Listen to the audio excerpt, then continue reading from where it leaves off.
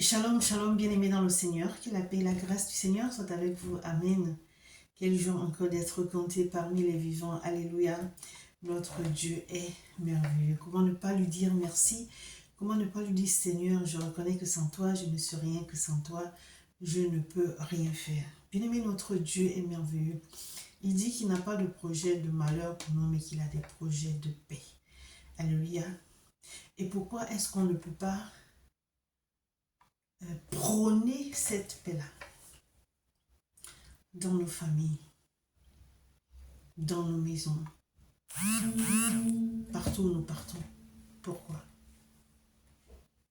Il y a trop de divisions dans les familles et c'est vraiment malheureux. Je prie que le Seigneur puisse visiter nos familles qui sont divisées. Des fois, les raisons de division sont bêtes, très bêtes. Mais j'aimerais nous dire ceci, que lorsque nous sommes venus sur cette terre, on n'a rien apporté. On n'emportera rien non plus. Les biens de cette terre resteront sur cette terre. Ni tu es venu, ni tu retourneras. Tu es poussière et tu retourneras dans la poussière. À cause d'un bout de terrain, je veux parler des héritages. À cause d'un bout de terrain, à cause d'une maison, des familles sont divisées.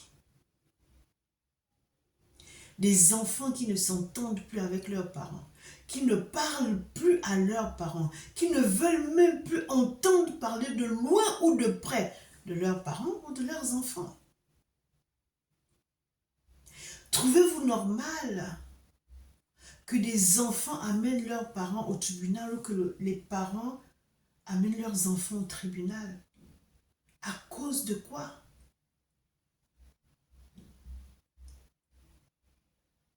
C'est vraiment malheureux. Trop de familles sont divisées pour des raisons bêtes. Je ne parle plus à mes enfants parce qu'ils sont sorciers. Je ne parle plus à mes parents parce qu'ils sont sorciers. Je ne parle plus à ma soeur, à mon frère parce qu'il a pris un bout de mon terrain. Parce que ceci, parce que j'ai entendu, parce qu'il n'y a que des oui-dire. J'ai entendu dire que il paraît que, mais on ne s'assoit pas pour parler, pour régler ce problème et puis qu'on avance dans la paix, dans l'amour. Comment pouvons-nous bâtir quelque chose s'il n'y a pas de paix? Comment pouvons-nous être prospères s'il n'y a pas de paix, s'il n'y a pas d'amour, il n'y a pas d'unité? C'est malheureux de voir des enfants d'un même père, d'une même mère qui ne se parlent pas ou qui ne parlent plus du tout à leurs parents. La parole de Dieu nous dit dans le livre de Psaume 133, verset 1, ceci: voici, oh, qu'il est agréable, qu'il est doux pour des frères de demeurer ensemble. Voici, oh, qu'il est agréable, qu'il est doux pour des frères de demeurer ensemble. Mais comment pouvons-nous demeurer ensemble s'il n'y a pas de paix, s'il n'y a pas d'amour, s'il n'y a pas d'entente, il n'y a pas d'unité? Pourquoi tu ne parles plus à ta soeur? Tu sais, la personne hausse les épaules, c'est malheureux. Ta soeur, même père, même mère, vous avez grandi dans la même maison. Il y a quelque chose que vous ne pouvez pas régler là. Il y a eu mort d'homme? Non. Il y a eu bain de sang? Non. Pourquoi tu ne lui parles plus? Au point où vous vous bloquez. En tout cas, nous nous bloquons. On bloque. J'ai bloqué son numéro. Elle m'énerve. J'ai bloqué son numéro. C'est vrai qu'on respecte les opinions des autres. Mais il est inadmissible que des frères et sœurs se dépassent. Ne se parlent pas. Interdisent même aux enfants de ne pas se parler. Donc les cousins et les cousines ne se parlent pas. Et des fois, tu vois des enfants qui toisent leur tante, leur oncle, parce que la maman ne s'entend pas avec ses frères et ses sœurs. Bien-aimés dans le Seigneur, est-ce que vous pensez qu'on peut bâtir quelque chose comme ça? Est-ce qu'avec ce comportement des familles qui sont divisées, des familles forment une nation, n'est-ce pas? La nation est composée des êtres humains, des familles. Mais si les familles sont divisées, comment est-ce que la nation va prospérer? Il n'y aura que des divisions. On ne pourra rien bâtir parce qu'il n'y a pas d'entente. Il y a des familles qui sont divisées à cause de la terre, d'un bout de terre. On a limité les terrains, mais parce que tu as dépassé de quelques centimètres, ça va jusqu'au meurtre. Quelque chose que tu vas laisser. À cause de ça, vous ne vous parlez plus. Les familles sont divisées à cause de quoi? C'est quoi les causes? L'orgueil, le mépris, le manque de pardon, le manque d'amour, la suffisance. Alléluia. La jalousie, la haine. Tout ça pourquoi? Tout ça pourquoi? Vous êtes nombreux. Dans la famille, vous êtes 5, 6, 7, 8, 9, 10. Quelle grâce! Il y a des enfants qui sont uniques, qui auraient aimé avoir des frères et des sœurs. Mais vous direz, mais avoir des frères et des sœurs, tu ne sais pas ce que ça coûte. Ça coûte quoi? Il y a des personnes, des frères et des sœurs de foi, qui prennent tout sur eux. Mais il y a d'autres qui ne font aucun effort. Personne n'est parfait. Acceptons-nous tels que nous sommes. Essayons de nous comprendre. Tu n'es pas parfait, je ne suis pas parfait. Et tu vas jusqu'à bloquer le numéro de la personne. Tu ne sais pas pourquoi. Même si la personne voulait te demander pardon, peut-être qu'elle a fait quelque chose, je ne sais pas. Comment est-ce qu'elle va même... Comment elle va faire? Tu as bloqué et des fois vous n'êtes même pas dans le même pays. Tu fais comment? Mais est-ce que vous savez ce que ça fait? Ça fait souffrir. Pourquoi? Comment? Quoi? C'est mon ami depuis l'enfance, c'est mon frère, c'est ma soeur. Mais qu'est-ce qui se passe? Accorde-moi un dialogue à la personne. Est-ce que vous savez un peu la souffrance que ça procure? Regardez ce que l'apôtre Paul nous dit dans le livre de 1 Corinthiens, chapitre 1 au verset 10. La parole de Dieu dit ceci. Je vous exhorte, frères, par le nom de notre Seigneur Jésus-Christ, à tenir tous un même langage et à ne point avoir de division parmi vous, mais à être parfaitement unis dans un même esprit et dans un même sentiment. Il nous exhorte, frères, par le nom de notre Seigneur Jésus-Christ, à tenir tous un même langage.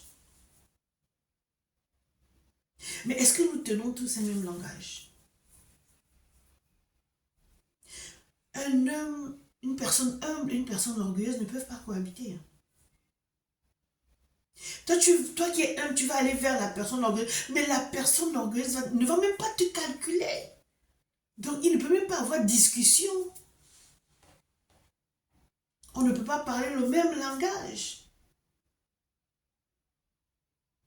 Vous savez, c'est triste. Hein?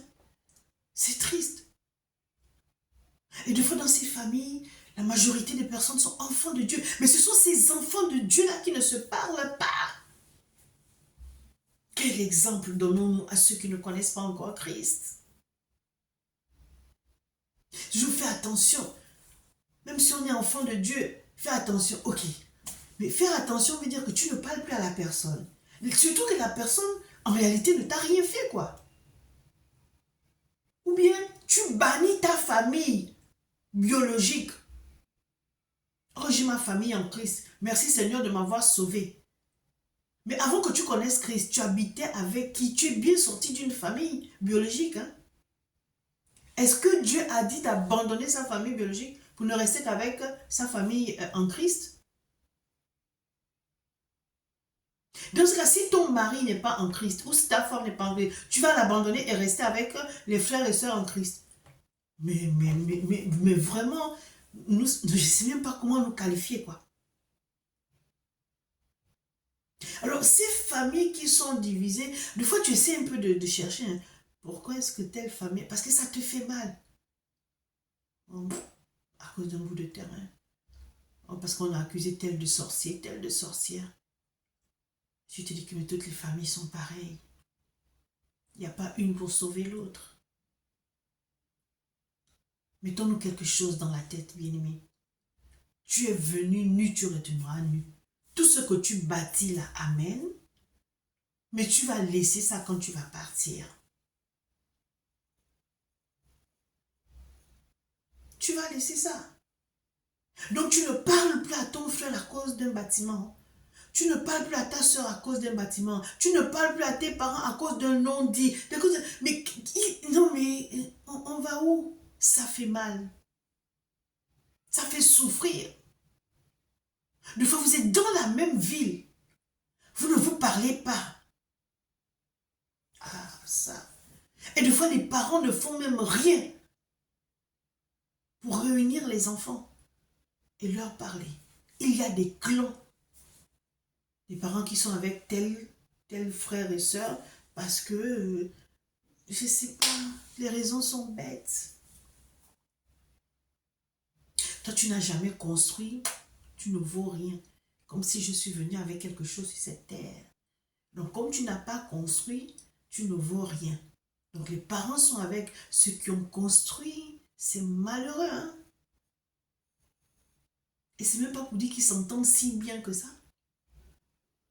Mais on te met à l'écart. Vous qui aimez comparer les enfants là, faites attention, hein? Vous ne savez pas la souffrance que ça fait, quel que soit l'âge de la personne, hein? Vous ne savez pas ce que ça fait.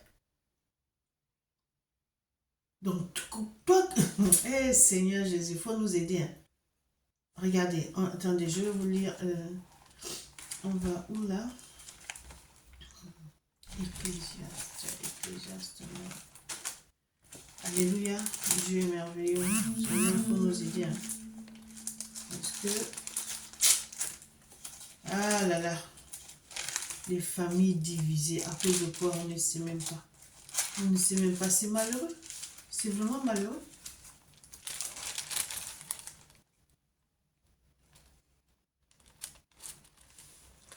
Regardez.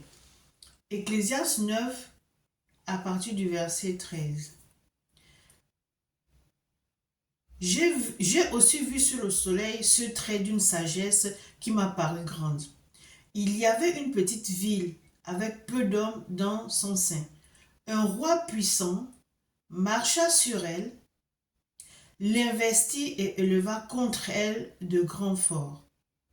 Il s'y trouvait un homme pauvre et sage, qui sauva la ville par sa sagesse, et personne ne s'est souvenu de cet homme pauvre. C'est comme ça que ça se passe aussi dans la famille. Parce que tu n'as rien, parce que tu es pauvre, c'est-à-dire que même ta sagesse, on la méprise. Mais pourtant, tu as de bonnes idées. Tu amènes ton idée, tu dis, ils sont contents, mais après, on te met de côté. Parce que tu es pauvre. Et pourtant, c'est toi qui as réglé la situation.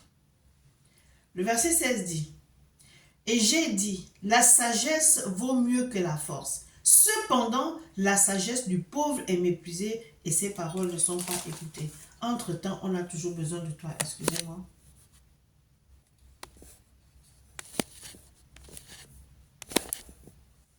Excusez-moi.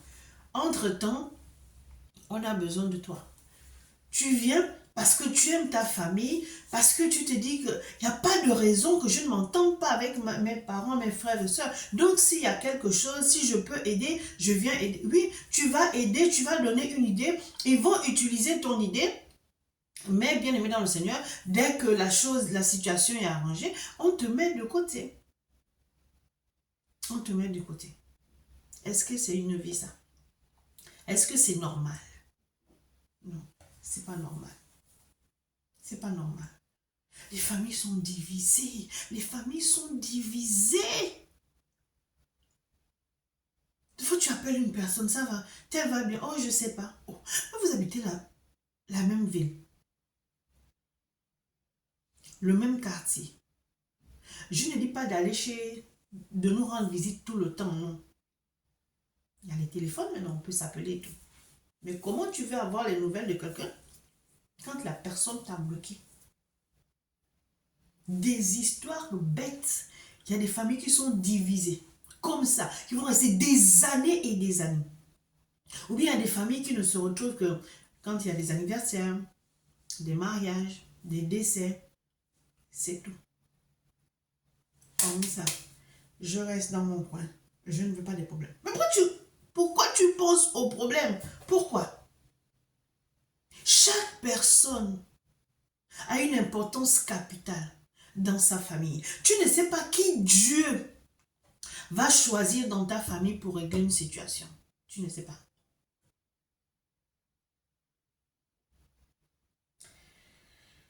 Oh, Seigneur, viens nous aider. Éphésiens 4, versets 1 à 3. La parole de Dieu nous dit ceci.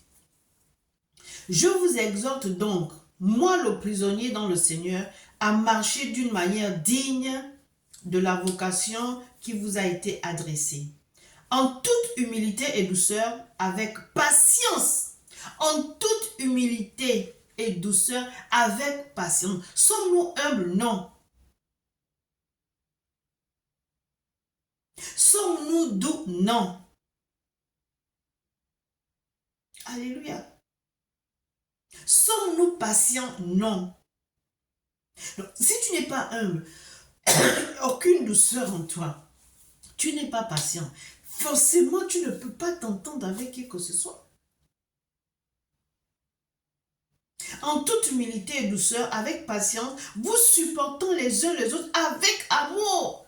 Nous devons nous supporter parce que personne n'est parfait. Avec amour. Mais comment tu peux te dire, je suis servant de Dieu, je suis serviteur de Dieu, mais l'amour n'est pas ton partage. Je suis enfant de Dieu, l'amour n'est pas ton partage, l'humilité n'est pas ton partage. La douceur dit que le fruit de l'esprit n'est pas en toi, et pourtant tu es enfant de Dieu. Dans cette famille, c'est toi que Dieu a établi, mais tu ne montres aucun exemple, si bien qu'on te méprise. On te méprise pourquoi? Parce que tu es trop orgueilleux ou orgueilleuse.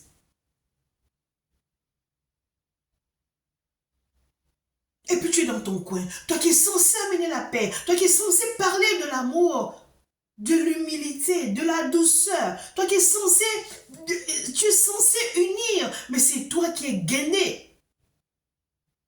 Et tu ne parles à personne. Parce que tu es enfant de Dieu, tu ne te mélanges plus. Oh, Dieu a dit de ne pas se mélanger là. Donc toi, tu as été sauvé. Quelqu'un d'autre est venu te prêcher la parole. Tu as accepté. Maintenant, toi, tu as été sauvé pour aller aussi sauver les autres. Pour aller apporter la bonne nouvelle aux autres. Non, non, tu es dans ton coin. Moi, je ne parle plus à personne. Mais tu es, je ne sais pas, hein. C'est pas si tu es maudit ou si tu es maudite. Le verset 3 dit, vous efforçant de conserver l'unité de l'esprit par le lien de la paix.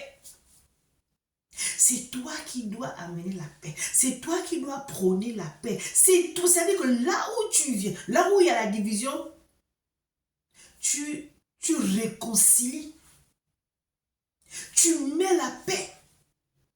Là où il n'y a pas l'amour, tu fais tout pour qu'il y ait l'amour. Tu ne pars pas de là si tu n'as pas réglé la situation. Mais tu viens avec un esprit d'humilité, pas un esprit d'arrogance.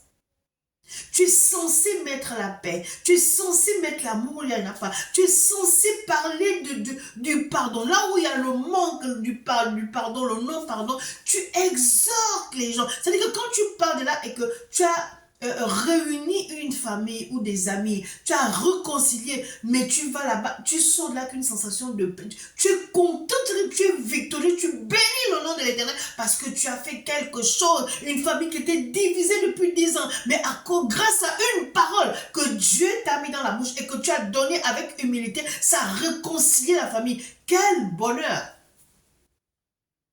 Quel bonheur! Là, il n'y a pas une question d'argent ou quoi que ce soit, mais c'est juste la parole qui a été libérée avec amour et qui a touché les gens au point de dire, mais pourquoi nous sommes restés tant d'années sans se parler? En fait, il y avait rien, quoi. Des années perdues à cause de malentendus, à cause de non-pardon, à cause du manque d'amour. Oh, sortons de ces comportements qui nous glorifient par le nom de Dieu. Donc, vous efforçant de conserver l'unité de l'esprit par le lien de la paix. Il y a un seul corps et un seul esprit, comme aussi vous avez été appelés à une seule espérance par votre vocation. Bien-aimé dans le Seigneur, est-ce qu'un temps soit peu, quand tu vas écouter ce message, parce qu'il est pour toi, parce qu'il est pour moi aussi, il est pour nous, est-ce que tu peux te retirer un peu et tu pèses le pour et le contre. Pourquoi je ne parle plus à ma mère? Pourquoi je ne parle plus à mon père? Parce qu'on était venu me dire ça. Mais je ne suis pas allée demander pour voir si c'est vrai. Est-ce que c'était nécessaire de ne plus parler à mes parents? Nécessaire de ne plus parler à mon frère, à ma soeur? C'est-à-dire que tu te poses les questions. Seigneur, si j'ai mal fait, Seigneur, aide-moi. Parce que en réalité, il n'y a pas de problème. Mais c'est que quand on est venu te raconter des histoires, tu t'es tellement énervé, bien tu t'es dit, moi je ne perds pas mon temps avec ce genre de choses ou ce genre de personnes. Oh, ils peuvent rester, de toute façon, je n'ai besoin de personne. Oh non, mon gars, ma soeur, mon frère, on a toujours besoin de quelqu'un. On a toujours besoin de quelqu'un. Ça fait mal de voir des familles qui sont divisées, qui ne se retrouvent qu'aux anniversaires et encore. Ou bien au décès. Mais tu viens faire quoi?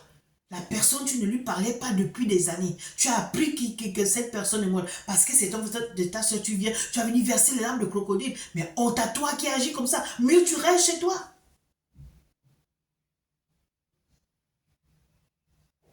Mais nous sommes des hypocrites qui ne... Non, non, non, non, non. Quelle hypocrisie! Voilà quelque chose dont Dieu a horreur aussi. L'hypocrisie. C'est toi qui voudras tout faire. C'est moi qui prends ci, c'est moi qui fais ci. Mais quand la personne était vivante, tu ne faisais rien. Qu'est-ce que j'ai à faire de cette personne? Chacun reste dans son coin. Trop de familles sont divisées. À cause de quoi? Un temps soit peu, sortons de la division. Soyons unis.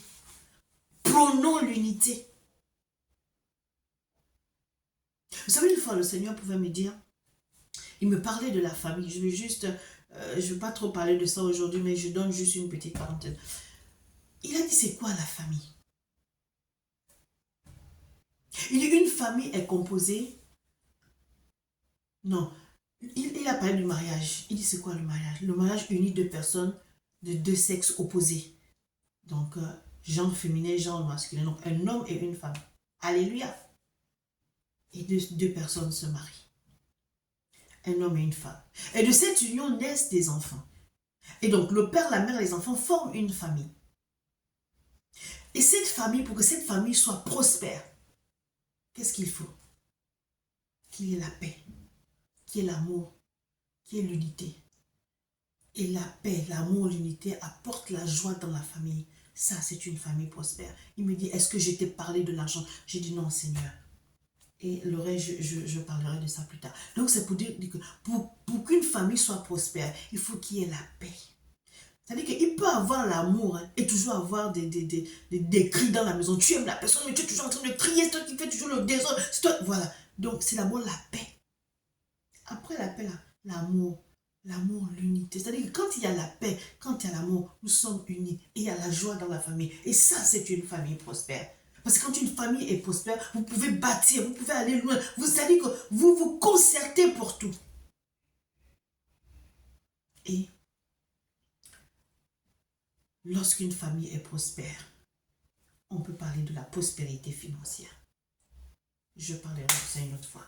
Mais j'aimerais dire ici, bien-aimé dans le Seigneur, si tu es fâché avec tes parents, de grâce, tu es enfant, va voir tes parents. Demande pardon à tes parents. Ils acceptent, ils n'acceptent pas, mais fais le premier pas. Tu es un enfant devant un père et une mère. Tu as beau être président de la République, mais lorsque tu es devant eux, tu es un enfant.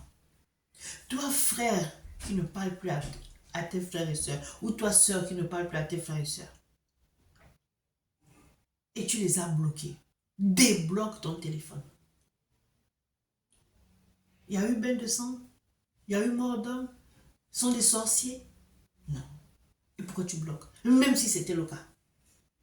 Tant que tu bloques, s'il y a une situation là, elle va toujours perdurer parce que cet abcès, il faut le percer. Mais si vous ne percez pas l'abcès, donc vous allez rester des années comme ça sans vous parler. Et le jour que vous allez vous parler, peut-être 30 ans plus tard, elle dit oui, je ne te parlais pas, c'était à cause de ça. Oh, à cause de ça. Mais si tu m'avais demandé, je t'aurais expliqué 30 ans de gâté.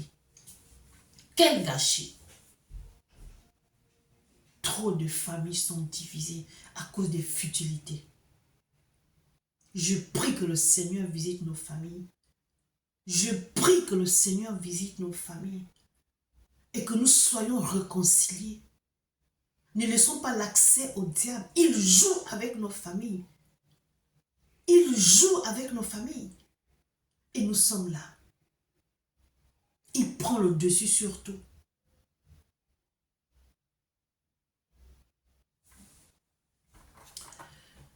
Bien-aimé dans le Seigneur, je prends un dernier verset. Romains 15:5 dit ceci. Que le Dieu de la persévérance et de la consolation vous donne d'avoir les mêmes sentiments les uns envers les autres selon Jésus-Christ. Ça, c'est ma prière de la fin. Que Dieu nous bénisse. Que la paix, l'amour, l'unité soient notre partage. Amen.